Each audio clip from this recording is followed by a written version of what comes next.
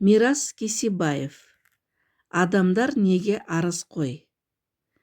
Бәріміз білетін арыз қой бар. Оған бәрі жаман. Мемлекет билікті жамандайды. Әкімді сөгеді. Келіні салақ, баласы ынжық, көршісі арам ниетті, әріптесі бұзық, жол ойдым-ойдым, көлік ескі, автобустың шопыры ереже білмейді, кондуктор мәдениетсіз, жәрдемақы аз, керек десең, ауа райы да жайсыз. Ал салыстыра қалса, көршінің баласының мемлекет, Америка, араб елдері, тіпті Өзбекистан, анау мектеп, тағы басқаның маңдайының бағы беселі. Тек бұл ғана жармай қалған екен. Құдай да әділетсіздік жасапты бұған. Осы синдромды таныдыңыз ба сол адамнан? Мүмкін өзіңнен де табылған шығар. Ендеше неге арыз қой? Бір оқиға баяндап берейін. Ұстазы шәкіртіне айтыпты: бөлмедегі қоңыр түсті заттарды қарап шық.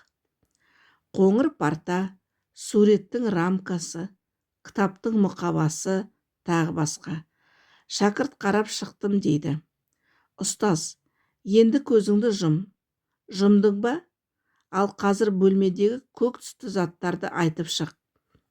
Шәкірт еш нәрсе есіне түсіре алмайды. Көзін ашып, бұл бір қулық болды. Сіз маған қоңыр деген соң тек қоңыр түстілерді ғана қарап шықтым дейді. Ұстаз: міне мәселе сонда. Сен тек қоңырды іздеп басқаға мән бермедің. Өмірде сол үшін тек жамандықтарды көресің де жақсылықтарды көзге ілмейсің, деп жауап беріпті. Түсіндіңіз бе? Арыз қойлар тек арызданатын нәрселерді ғана көреді. Тағы анау өйтті, ылғи сол, деп іздеп тауып алады.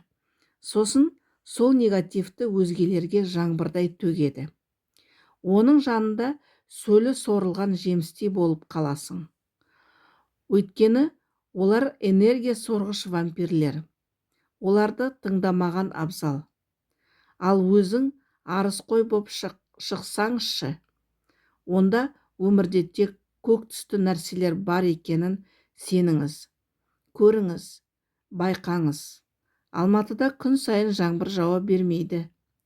Негативке жұмсаған энергияны позитивке, құстың сайрауы, баланың күлкісі, судың ағысы, оттың жануы, бұлттың көшуі, тағы басқаға жұмсаңыз.